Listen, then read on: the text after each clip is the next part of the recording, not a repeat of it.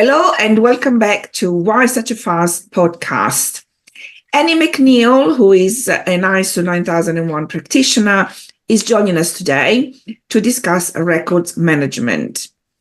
Now, record management is prominent in both of our sphere of expertise, so both in ISO 9001 and also GDPR make reference to records management and its importance. And records management is also part of the activity framework that the ICO has created, and you can find that on the ICO website. Now, let's explore why record management is important under the ISO 9001 first. So, Annie, over to you. Okay, so in an ISO context, what they refer to records keeping, and they also refer to document control, and the two things are related. If you want to sort of label that as paperwork in the big picture, I say that because there is a conception or a misconception, actually, that having an ISO quality management system is a paperwork exercise. People see it as all about the documentation and the records that you have to keep. And actually, that's not quite right. So if you have a quality management system in place, the first thing you have to do is start carrying out certain actions, work methodically, demonstrate certain behaviors, implement certain activities. The documentation and the records kick in as evidence primarily that you are carrying out those activities and that you have those behaviors and so on. So the documentation is evidence that you are doing the things you need to do and that your system is active and it's live. And records are part of that, but they also serve to support one of the other requirements of quality management in general, which is evidence-based decision making. So records, essentially, that's data. Records are data. And that data supports it, or that data is the evidence that you use to make decisions rather than winging it using, gut feeling, guesswork, historical precedent, things like that. It's that data is important. So that's where the record keeping bit comes in.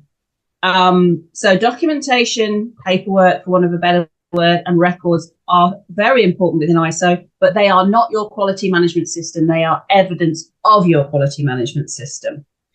And the key thing, apart from having the documentation in first place, is document control, which is essentially about making sure that you have the right version of that document at any given time, that it cannot be accidentally tampered with or altered, that it's clear who is responsible for that piece of documentation. And in ISO, we call that ownership and authorization. You have an owner and an authorizer of your controlled documents, and all of that is recorded so that you can see if you're handing out a process or you're distributing a process document, for example, everybody knows it's the current version. You can see when the review date is. You know who the owner is if you have any queries.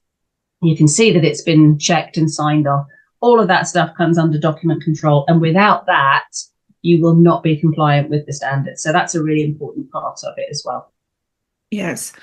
And, in GDPR, the same in terms of, record management, in terms of, having the evidence of decision making and making sure that the decisions are made based on information and facts rather than instinct or feelings. Record management is an essential part of a good data protection.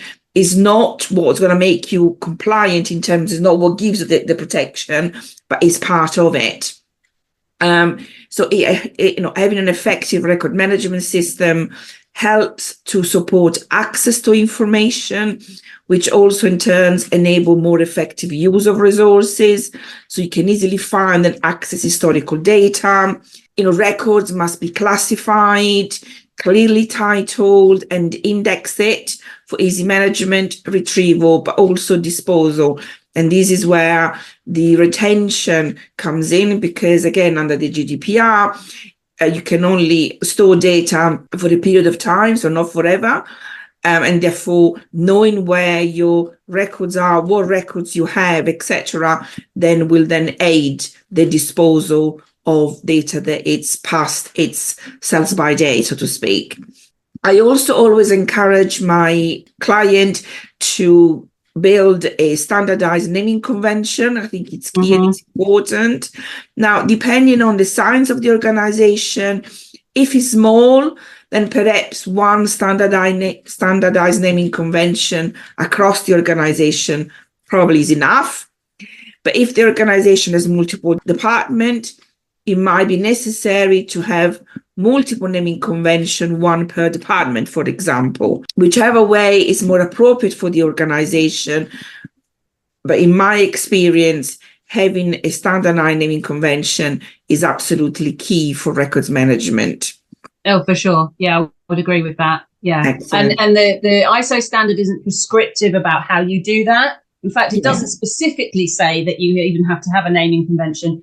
But as you rightly say, for ease of recognition and clarity and identification, I always set up a system that includes a code that goes some way to identifying that individual document.